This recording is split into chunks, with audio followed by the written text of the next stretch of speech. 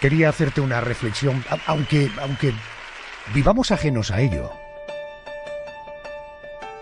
Cada año desaparecen en el mundo miles de personas a las que jamás se les vuelve a ver. Cada vez más, las organizaciones internacionales hacen hincapié en esta incómoda realidad. Una realidad que ha sido causa de que se conmemore cada 30 de agosto el Día Internacional de los Desaparecidos. Asunto diferente es cuando esa persona desaparecida es un personaje popular. Es entonces cuando la opinión pública se hace eco del suceso, no solo rememorando la historia, sino también forjando en torno a ella todo tipo de hipótesis más o menos conspiranoicas. Esta noche dedicamos nuestro tiempo a analizar las desapariciones misteriosas de hombres y mujeres, digamos populares, cuyo rastro se perdió en su momento, y sobre los que fluctúan teorías de todo tipo. En los próximos minutos recordaremos los casos de pilotos de aviación, de escritores, periodistas, músicos, militares, fotógrafos de guerra, periodistas, actores, personas destacadas, que un día se marcharon y nunca regresaron. Comenzamos con la primera historia. Aunque en su pecho lucía las condecoraciones de mayor del ejército, Glenn Miller era conocido popularmente por ser un destacado músico de jazz, un virtuoso del trombón, y por ser el director de la orquesta que llevaba su nombre, la Glenn Miller Orquesta. El 15 de diciembre de 1944, cuando ya faltaba poco para el final de la Segunda Guerra Mundial, Glenn Miller se montó a bordo de un UC-64 Norseman, saliendo del aeropuerto de Bedford, en Inglaterra, con destino a París, donde pretendía organizar un concierto de Navidad que elevara la moral de las tropas. Pero el músico y militar nunca llegó a su destino. Su avión desapareció por completo mientras surcaba el Canal de la Mancha. Las hipótesis sobre su final son verdaderamente variopintas, mientras que algunos creen que fue derribado por las fuerzas británicas o que fue torturado hasta la muerte por los nazis. Otros apuntan a que sobrevivió, muriendo poco después en Francia, en brazos de una prostituta. Le he pedido que me acompañe a Héctor García Barnés, él es periodista del diario El Confidencial. A ver si nos ayuda a arrojar algo de luz en esta misteriosa desaparición aún sin resolver. Querido Héctor, muy buenas noches y bienvenido a la cadena COPE. Hola, muy buenas noches. ¿Qué buenas tal? Noches. Un placer estar con ustedes. Muy amable, gracias. Como ahora veremos, Glenn Miller era ni más ni menos que un militar con el rango de mayor, pero muchos lo han conocido como el destacado músico que fue, sin duda alguna, y como el creador de la famosa orquesta de jazz que lleva su propio nombre. Héctor, me gustaría que nos hicieras un breve repaso a los inicios de Glenn Miller en este ámbito, en el de la música. ¿Era realmente tan destacada su pericia como director de orquesta y como trombonista, tal y como aseguran algunos entendidos en la materia? Bueno, visto con la distancia del tiempo, a lo mejor es un poco complicado valorar concretamente los méritos musicales de Glenn Miller. Desde luego, poca duda cabe que ha sobrevivido como uno de los nombres de la música popular de la época, como el hombre que arregló In the Mood, que es una canción que sigue sonando décadas después. Muchos críticos de jazz a lo mejor lo han criticado, quizá por no ser un virtuoso del trombón, porque su música podía ser un poco facilona en ocasiones, pero yo creo que desde luego si su música ha llegado hasta nuestros días y hay canciones compuestas por él como Moonlight Serenade que siguen siendo clásicos, es porque algo llevará el agua cuando la bendicen. Vamos a viajar ahora al 15 de diciembre de 1944. Es una fecha en la que Glenn Miller montó en un avión en Inglaterra con destino a París. Parece que su viaje en plena Segunda Guerra Mundial era debido a la preparación de un concierto de Navidad. Pero nunca llegó a su destino. Esto es así, ¿verdad? Así es. Salió del aeropuerto de Bedford en un avión con otros dos, con un teniente y con el piloto, y nunca llegó. Y nunca se ha encontrado ni rastro de lo que pudo ser de ese avión. Y lo más llamativo del caso, quizá por lo que han surgido tantas teorías de la conspiración, es que no se le dio por desaparecido hasta 9 días después. Fue declarado Muerto, como decías, 9 días después de su desaparición. Hay teorías conspiranoicas para todos los gustos. ¿Cuáles son las más conocidas? Quizá la más popular de todas, porque es la que ha preponderado durante décadas, es la que defendió un piloto de la Real Fuerza Aérea Británica, que aseguraba que él junto con su equipo eran los que habían derribado por error a Miller y el avión en el que viajaba. Ese mismo día, 139 bombarderos atravesaron también el Canal de la Mancha, aproximadamente en el mismo momento en el que él lo hacía, y soltaron su carga porque no podían aterrizar al llevar una carga muy, muy peligrosa. Pero luego hay otras teorías un poco más pintorescas que muestran un poco la gran cantidad de teorías a las que ha dado lugar. Hay una muy curiosa que no aparece hasta finales de los años 90, de boca de un periodista alemán que aseguraba que había muerto en brazos de una prostituta francesa en un burdel parisino. Este tipo, llamado Udo Uskote, aseguraba que había visto documentos de la inteligencia americana que aseguraban tal extremo. La realidad es que tiempo después, cuando todo el mundo empezó a obsesionarse con esa teoría, tuvo que decir que no, en realidad no disponía de esos documentos, que los había visto, y matizó sus declaraciones. Y hay otra teoría también defendida por el hermano de Glenn Miller, Herb Miller, que aseguraba que en realidad había muerto de cáncer en un hospital británico, pero que debido a que era una historia muy triste, el ejército americano había decidido ocultar la historia y simplemente haber preparado su muerte sobre el Canal de la Mancha. Y hay otra también que asegura que, ya que sabía alemán, había sido enviado por Dwight Eisenhower a negociar con la rendición de los nazis, que probablemente sea la más descabellada y loca de todas. Y habría muerto torturado por los nazis intentando negociar con ellos. Héctor, este aluvión de posibilidades y en base a las informaciones que han ido saliendo a la luz en los últimos años, en tu opinión, ¿qué pudo realmente haberle ocurrido a Glenn Miller?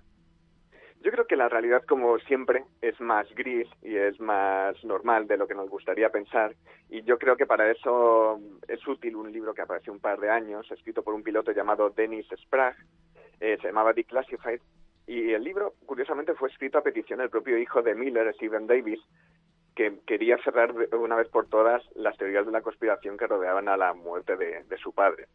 Simplemente lo que asegura el libro es que lo más probable es que el avión que atravesaba el Canal de la Mancha en un día con muy mal tiempo, de hecho, había querido hacer el viaje unos días antes, pero la niebla se lo impedía, probablemente fuese una mezcla de error humano del propio piloto que se llegase a desorientar, al volar muy bajo, hubiese cogido nieve y se hubiese estrellado en algún lugar de la Mancha. Probablemente del Canal de la Mancha. Probablemente no tenga más que eso, pero es verdad que a todos nos gusta elucubrar con historias más o menos épicas, más o menos sórdidas.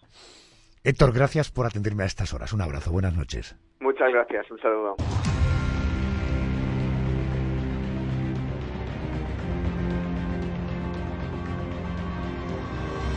El 2 de julio de 1937 se le perdía la pista a la aeronave que pilotaba la aviadora americana Amelia Earhart. Pasó a la historia como la primera mujer que cruzó el océano Atlántico pilotando un avión. Vamos a conocer su historia. Cuando vi aquella avioneta, me imaginé sobrevolando la pradera de Kansas.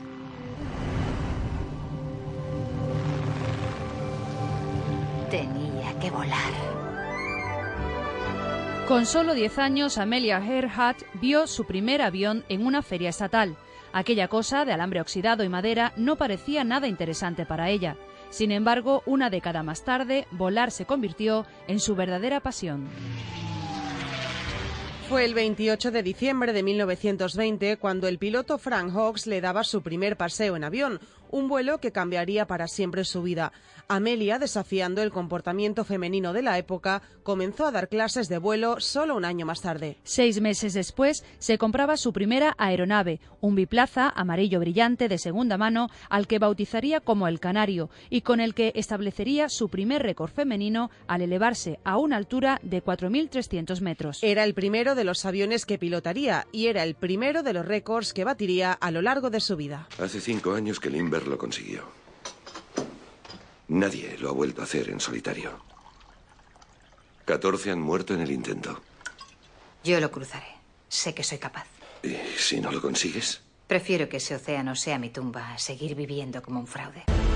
Amelia Earhart fue la primera mujer en volar sola el Atlántico, gesta por la que recibió la medalla de oro de la National Geographic Society y la Cruz Distinguida de Vuelo del Congreso Americano. Era la primera mujer en recibir ese reconocimiento. Lejos de conformarse con escribir libros y ofrecer conferencias, Amelia se siguió marcando objetivos. Esta vez quería ser la primera mujer en hacer un vuelo lineal alrededor del mundo. Amelia Earhart parte de Oakland hacia Honolulu, embarcándose en la hazaña aeronáutica más peligrosa jamás intentada: rodear el ecuador del mundo.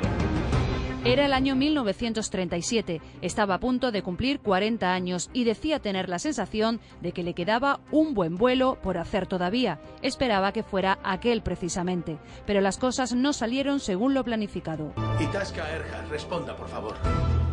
El 2 de julio de 1937, cuando solo faltaban 11.000 kilómetros para terminar la vuelta al mundo, se le perdía el rastro al avión que pilotaba Amelia Earhart con su ayudante Fred Noonan. Durante 17 días se les buscó. Se convirtió en la búsqueda aérea y marítima más extensa de la historia naval americana hasta el momento.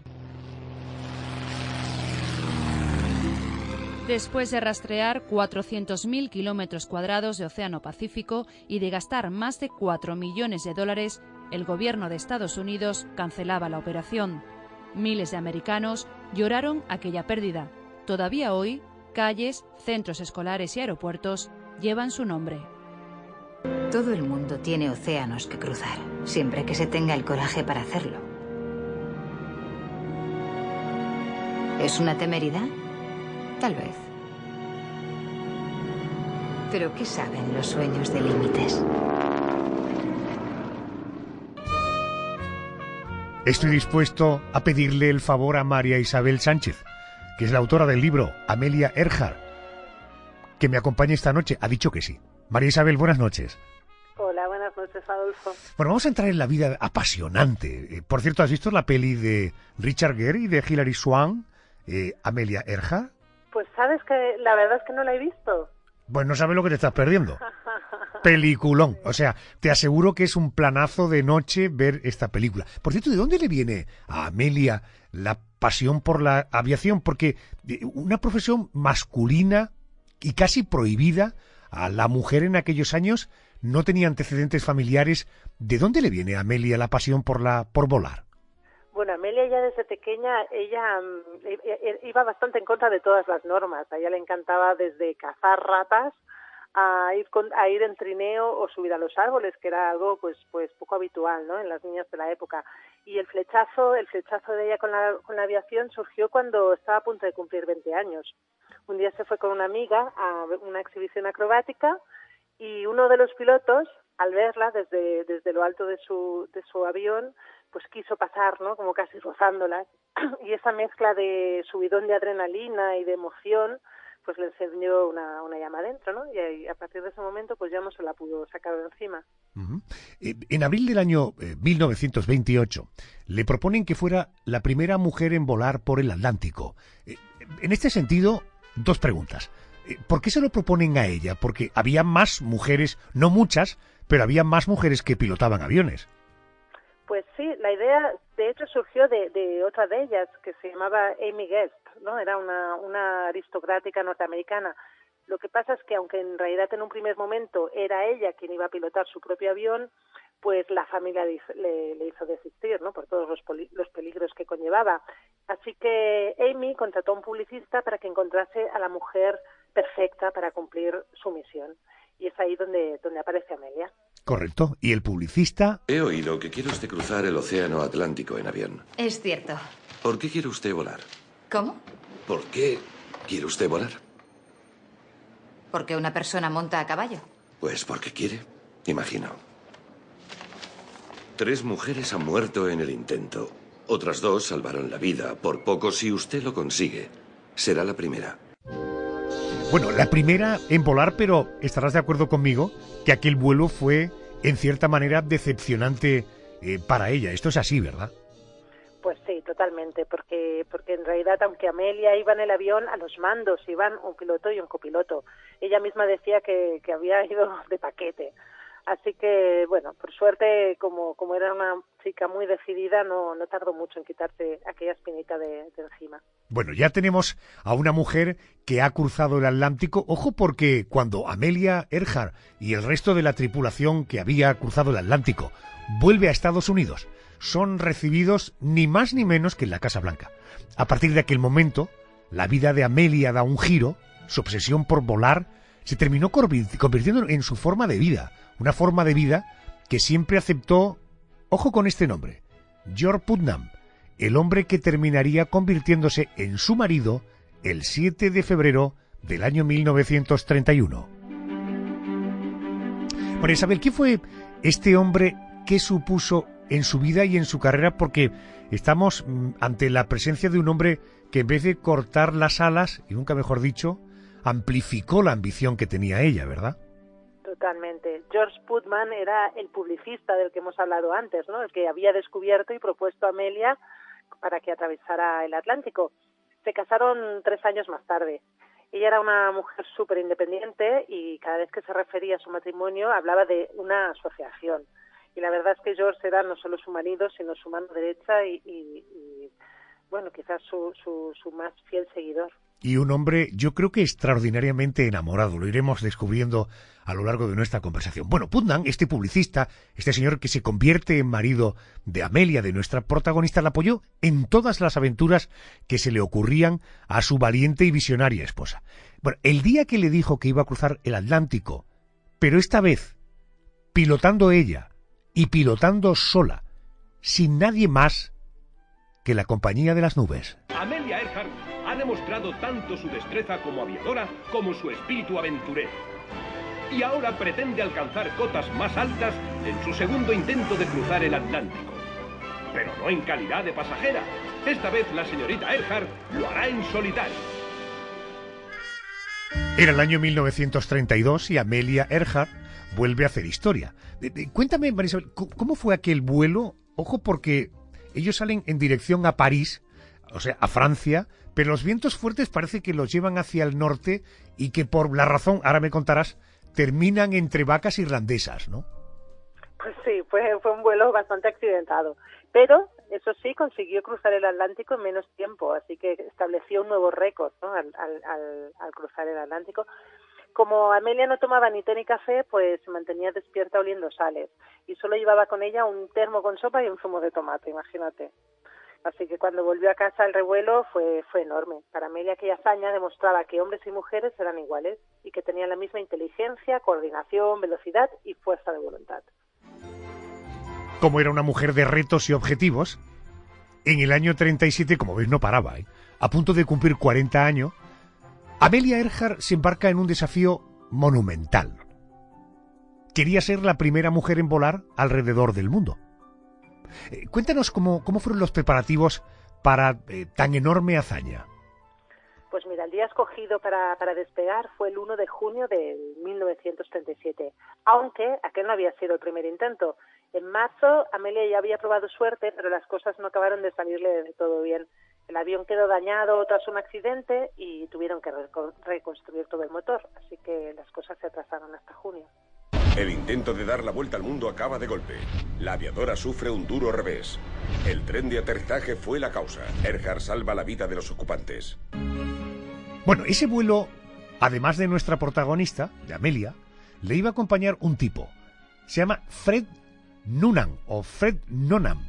¿Quién es este personaje, María Isabel?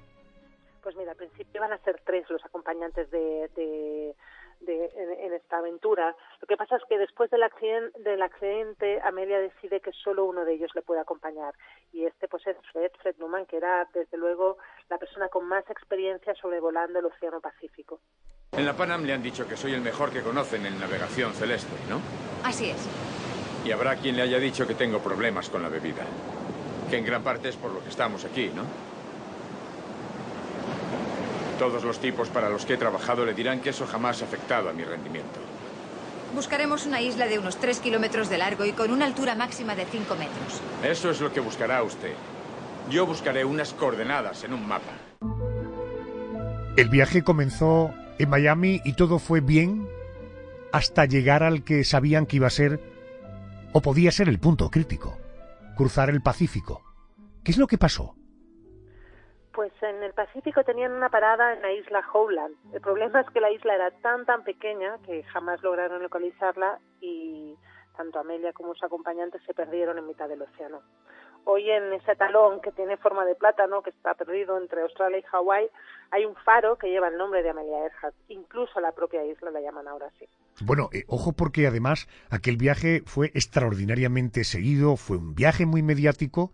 Gastaron más de $4 millones en la búsqueda, se recorrieron más de 250.000 millas cuadradas de océano. Bueno, finalmente el gobierno canceló la operación de búsqueda del avión. ¿Qué supuso para los americanos y para la aviación aquella pérdida? Porque estarás de acuerdo conmigo que estaba medio país pendiente de esta vuelta al mundo, ¿no? Sí, la travesía de Amelia se seguía casi como si fuera una telenovela. Ella misma se encargaba de enviar despachos al Herald Tribune narrando pues cada una de los pasos en su viaje. Así que su desaparición y la larga búsqueda que la siguió dejó al país y al mundo en estado de shock. Eso la acabó de convertir en leyenda, y su estrella brilló con tanta intensidad que eclipsó las hazañas de cualquier otra pionera de la aviación. ¿Quién sigue siendo esta mujer en Estados Unidos? Porque supongo que habrá habido, y hay de hecho, muchos reconocimientos, ¿no? Sí, para empezar le da nombre a decenas de calles, plazas, colegios, y gracias a mujeres como Amelia pues se avanzó en la inclusión de mujeres piloto en el ejército, y más adelante también en el mundo de la exploración espacial. Así que se le debe mucho. Como decía ella, contra más mujeres llamemos a la puerta, más entraremos. Y eso es lo que hizo, ser la primera en llamar a la puerta y en entrar.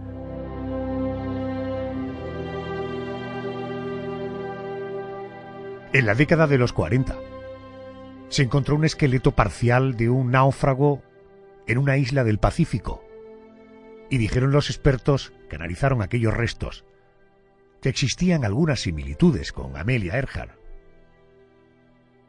Nunca se pudo demostrar fehacientemente.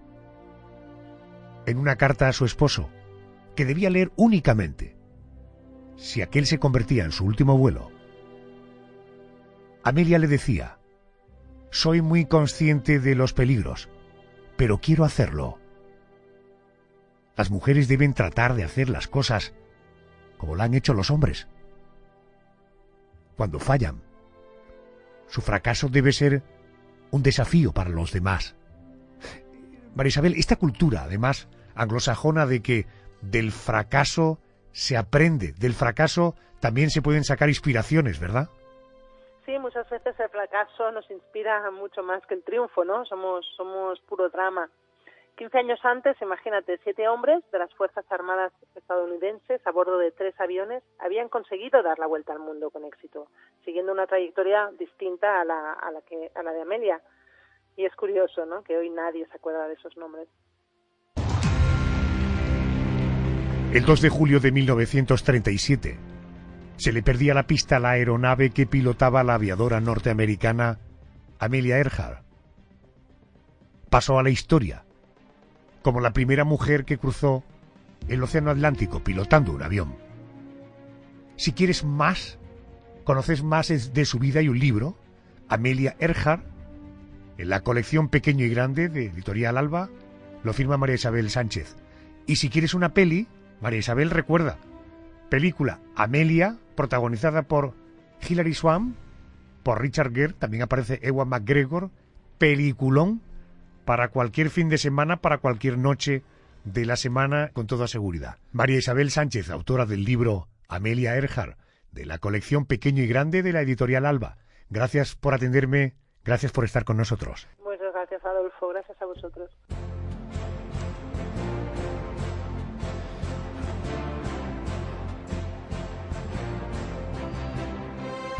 Errol Flynn era toda una estrella de Hollywood.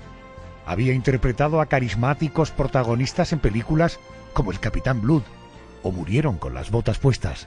Magnífica carga, muchachos, aunque no diera resultado. Sargento, que se atienda a los heridos. Mi general, el coronel más antiguo se presenta, señor. El 5º y 6º de Michigan están formados para el ataque. Lanzaremos más fuerzas. El 5º y 6º atacarán a la vez. Muy bien, señor. ¿Dónde tendrá usted el puesto de mando? ¿El puesto de mando? Al frente de los regimientos. Su hijo, Sean Flynn, hizo sus pinitos en el mundo del cine, aunque su auténtica vocación iba por otros derroteros, y dedicó su empeño a cubrir las intervenciones americanas en el sudeste asiático como periodista de guerra. El 6 de abril, mientras se desplazaba en motocicleta junto a un compañero en dirección a la antigua ciudad de Saigón, se le perdió la pista. Varios rumores aseguran que fue ejecutado por militares vietnamitas, mientras que otros creen que fue enterrado vivo por haber contraído la malaria, evitando así que contagiara al resto de la población.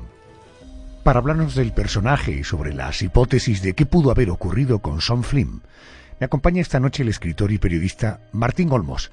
Querido Martín, muy buenas noches y bienvenido a la cadena COPE. Buenas noches, Adolfo. Buenas noches. En el currículum de Sean Flynn aparecen varios empleos, el de actor como su padre, el de fotógrafo, pero en fin, principalmente el de periodista. Y ojo, no un periodista cualquiera, sino un periodista de guerra. ¿Era un buen reportero este hombre que contaba detrás de él con la alargada sombra de su padre, de Errol Flynn?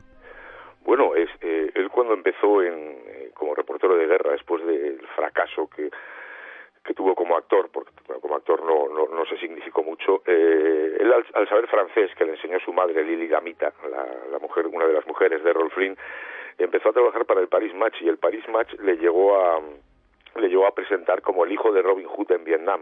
O sea que al final era un poco una figura, al principio era un poco una figura exótica, pero luego demostró que era un periodista bastante solvente, que hizo unos trabajos fotográficos bastante importantes, y además, bueno, acabó trabajando para Time, aparte para Paris Match al principio, para Time o para la United Press International, la UPI, con fotoreporteros de renombre como Tim Page o Dana Stone.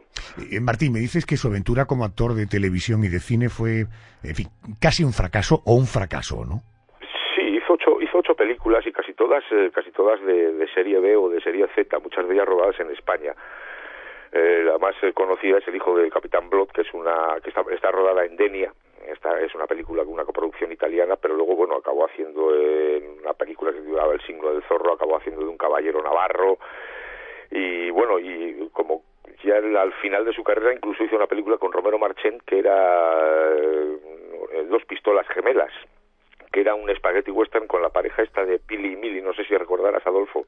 No, Pili... Ah, bueno, claro. Pilar y Emilia Bayona, que era una pareja de cómicas y tal, gemelas, que hicieron unas películas así pues como de comedias, sí. Una de ellas ambientadas en el oeste. El galán era Sean Flynn. Ah, qué fuerte. Permíteme que viajemos a principios del mes de abril del año 70. Sean se marcha a la selva de Camboya junto a un compañero. ¿Qué tipo de información pretendía cubrir? Bueno, sí, el compañero era Dana Stone, que también trabajaba para un montón de medios, era freelance como él, y ellos se fueron, además eran hombres aventureros, se fueron en motos Hondas rojas, ¿no? O sea, iban por la selva con dos motos Hondas, y parece que lo que pretendían era encontrar la primera línea de lucha en Camboya, que era cuando estaban empezando a surgir los Jemeres Rojos. Y Martín, ¿qué se supone que pudo ocurrir aquel 6 de abril? Pues el 6 de abril de 1970 parece que lo más seguro que ocurriese es que fueron capturados por algún grupo de la guerrilla comunista y entregados a los Jemeres Rojos, que los mantuvieron vivos durante unos 14 o 15 meses, me imagino que sometiéndoles a torturas o a vejaciones, desde luego a una mala vida, y después parece que la hipótesis principal es que los ejecutaron. De hecho, un pastor camboyano explicar que él vio como a un norteamericano rubio alto, que era una descripción que le casaba bastante bien a Sean Flynn, le obligaron a cavar su propia tumba y le intentaron matar con una pistola que se encasquilló y por lo tanto, como no servía para matarle, le mataron a golpes con una piedra. Madre mía. La hipótesis de que fue enterrado vivo por haber contraído la malaria, ¿tú la descartas? Pues no se puede, yo creo que no se puede descartar nada, pues ten en cuenta que 14 meses de prisión en una zona hostil y inhóspita y llena de insanías, pues me imagino que podía haber contraído cualquier cosa y los Gemeres Rojos no creo que se andasen con demasiadas delicadezas a la hora de tener un riesgo para la salud para el resto del regimiento. Me gustaría conocer tu opinión de ¿qué hay de cierto en esa información que asegura que se han encontrado los restos de Sean Flynn 40 años después de su desaparición? Sí, esto ocurrió en 2010, que aparecieron. Claro, Sean Flynn desapareció y junto con este fotógrafo con el que fue que era Dana Stone. Los dos desaparecieron. Dana Stone era un hombre bastante más bajo que Sean Flynn. Sean Flynn era un hombre alto como su padre. Y parece que se encontraron dos cadáveres de dos individuos occidentales de cierta diferencia de edad, pero no se han llegado a conclusiones seguras.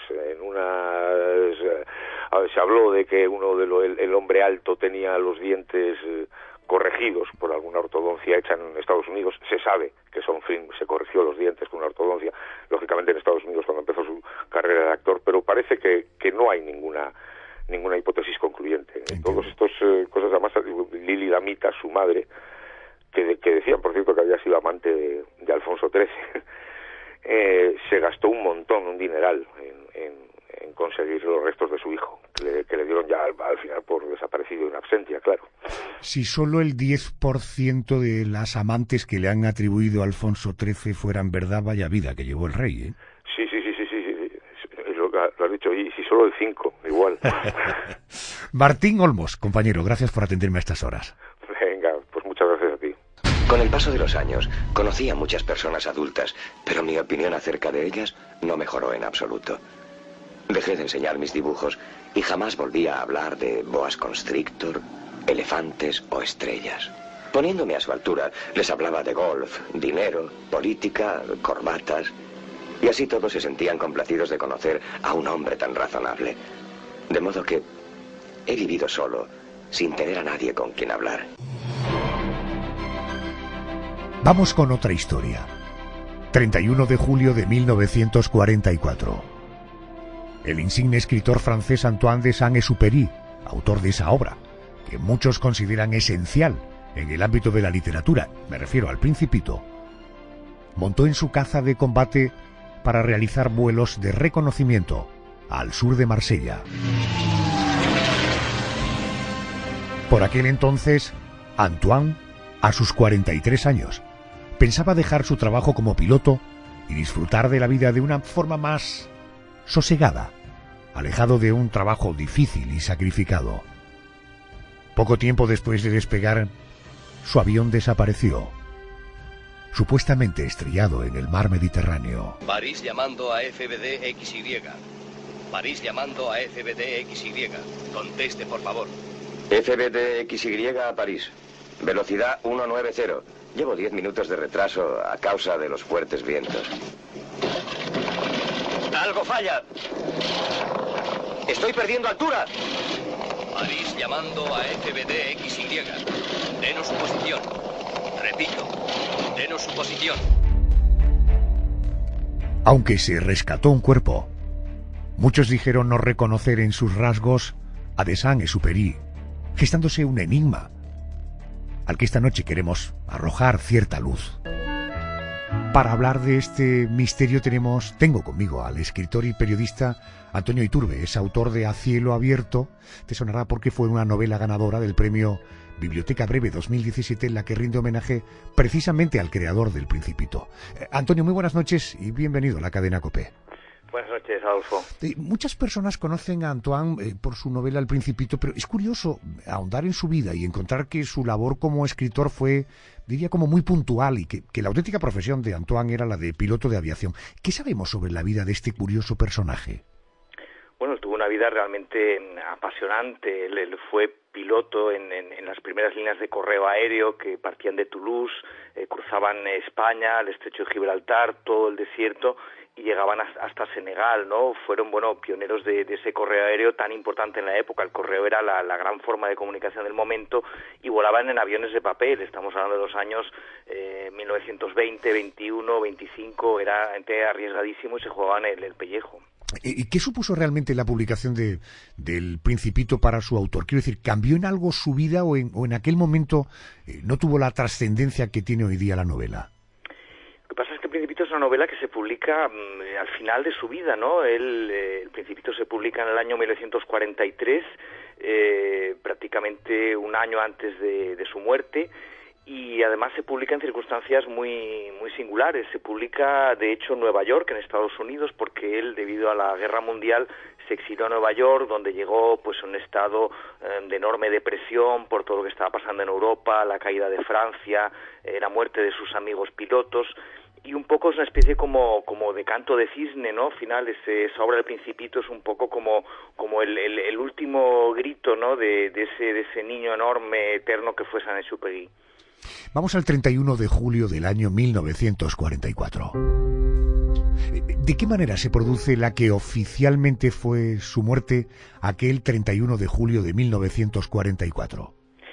Pues él en ese momento, porque él ha batallado mucho, porque quería que lo destinaran al combate en Europa, para luchar por la libertad en Europa. No querían darle vuelos porque había excedido los 40 años y a partir de 35 no querían pilotos. Por insistencia, por sus relaciones, consiguió que le dejaran volar 5 veces. Y ese 31 de julio era ya la última de ellas, iba a ser su último vuelo ya de piloto, ya para siempre, porque él ya debido a accidentes estaba ya muy mal, muy frágil de salud, con muchos problemas físicos, y él sabía que nunca más iba a volar, no era su último vuelo, y de hecho lo fue porque partió de la base de Borgo en Córcega, donde tenían los aliados esta unidad de reconocimiento aéreo. Partió a las 8:45 de la mañana. A la 1 se le dio por desaparecido y a las 2:30 oficialmente, se pasó un comunicado conforme el comandante Saint-Exupéry, había fallecido, había desaparecido en las aguas del mar. De hecho, fallecido no, porque oficialmente no se le pudo dar por fallecido. Entiendo. ¿Y por qué en su momento existieron tantas dudas de que Antoine realmente hubiera muerto y por lo tanto muchas personas consideraran que simplemente había desaparecido? Bueno, de hecho, claro, desapareció a todos los efectos, porque, de hecho hay una ley, la presunción de fallecimiento, ¿no? Que es una figura legal incluso, ¿no? Cuando desapareces en el mar, pues han de pasar un cierto tiempo hasta que legalmente se reconozca, la viuda se puede reconocer como viuda, porque si no aparece el cadáver, oficialmente, pues estás desaparecido, ¿no? Finalmente, cuando pasó el plazo legal, se consideró caído, ¿no? Caído en combate, y lo que pasa es que nunca se encontró el cuerpo. Hubo especulaciones, se dijo que se había encontrado un cadáver unas semanas después en la orilla de la costa francesa, luego se demostró que no era Saint-Exupéry, el cadáver nunca apareció. Hace unos pocos años se encontraron restos de fuselaje de un avión a 70 metros de profundidad frente a las costas de Marsella. Unos buzos bajaron y comprobaron que efectivamente coincidía con el número de fuselaje del avión de Saint-Exupéry, pero el cadáver nunca apareció. ¿Hoy día hay pruebas suficientes para aclarar el misterio? Es imposible, porque él volaba solo y hay un momento en que la radio se desconecta y solo hay 3 posibilidades cuando despega y no regresa. Una de ellas es que el avión tuviera un problema mecánico y cayera al Mediterráneo.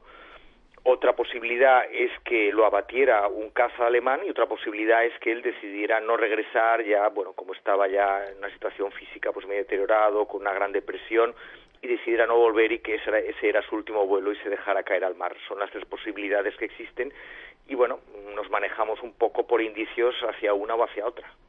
Antonio, gracias, te mando un abrazo fuerte, gracias. Un abrazo, hasta pronto.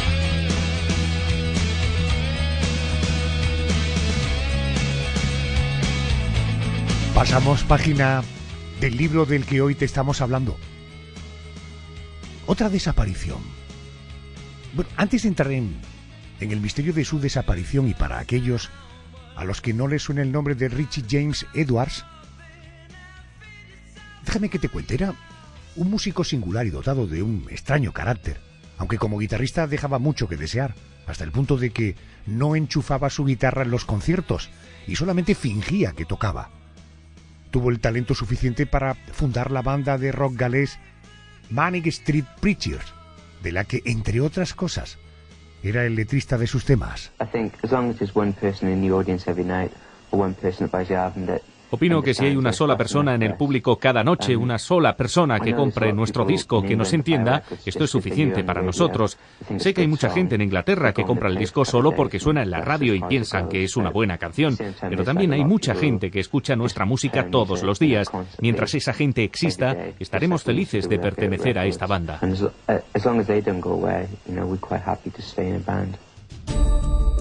Pero algo no andaba bien en la mente de Richie.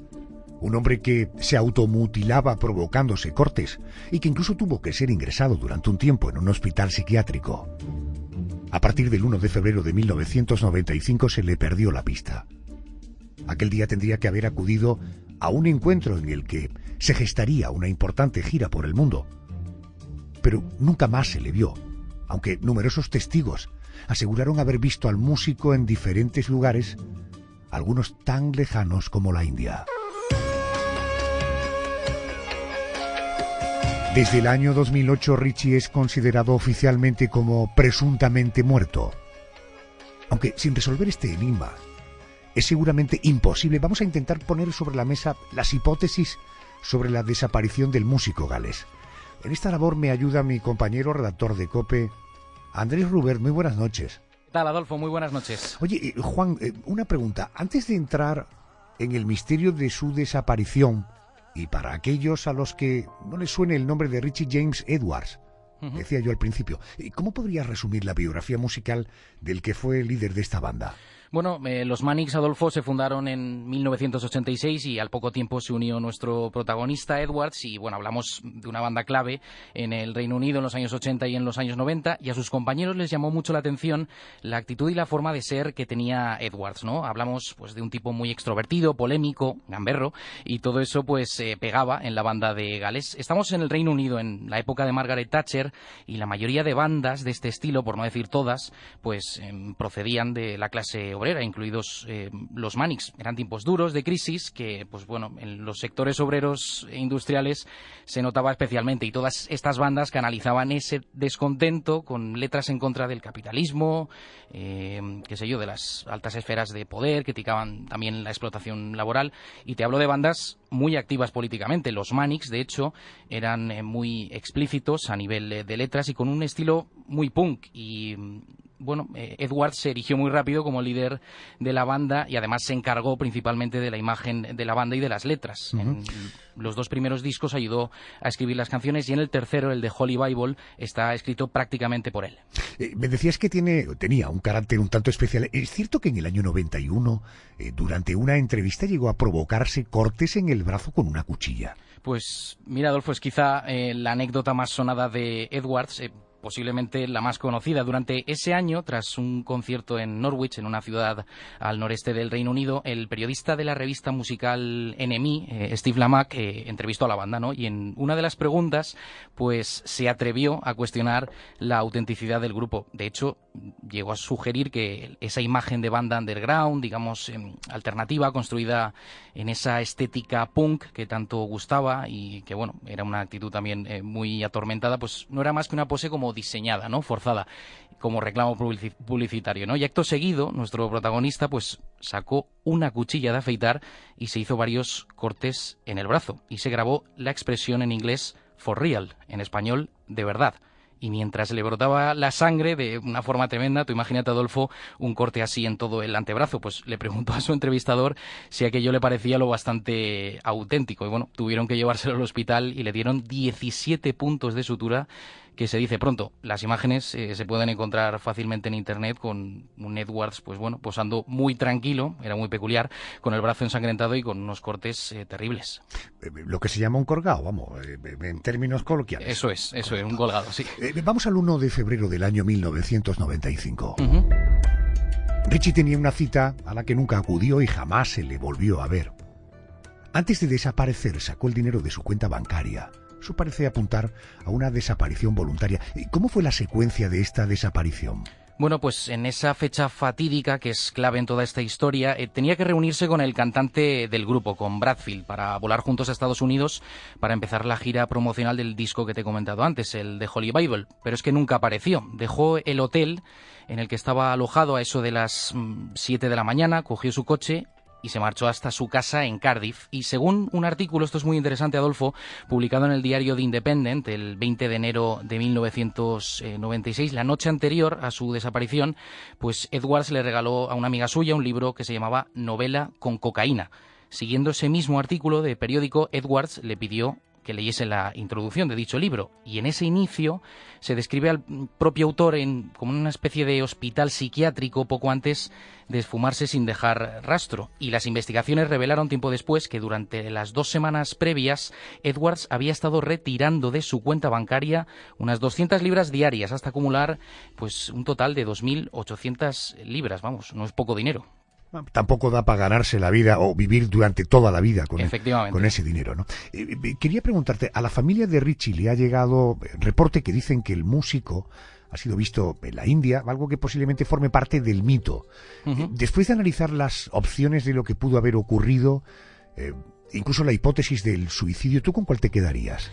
Pues yo me quedo con la del suicidio. De hecho, es la que más fuerza ha cobrado, si tenemos en cuenta pues que todo apunta a que su destino final, si vemos las investigaciones y también los testimonios recogidos, pues fue un puente famoso llamado el puente de Severn, que está en Bristol, digamos a caballo entre Gales e Inglaterra, que es célebre, Adolfo, por la cantidad de gente que se ha suicidado allí. Pero claro, es que nunca se encontró el cuerpo, con lo cual tampoco se puede certificar que Edward se precipitó al vacío por ese puente. Pero los que conocían a Richie llegaron a afirmar que aquella posibilidad pues era impensable, ya que pues bueno, siempre solía referirse al suicidio como un acto inconcebible. Pero claro, viendo todo su historial y sobre todo lo que hemos comentado de aquella automutilación en esa entrevista con el periodista de la NME, pues bueno, cualquiera diría que no estaba de acuerdo, ¿no? Juan Andrés Rubert. Oyen ese nombre, Juan Andrés Rubert. Síganle, merece la pena. Juan, gracias por atenderme. Un placer, Adolfo, como siempre, gracias.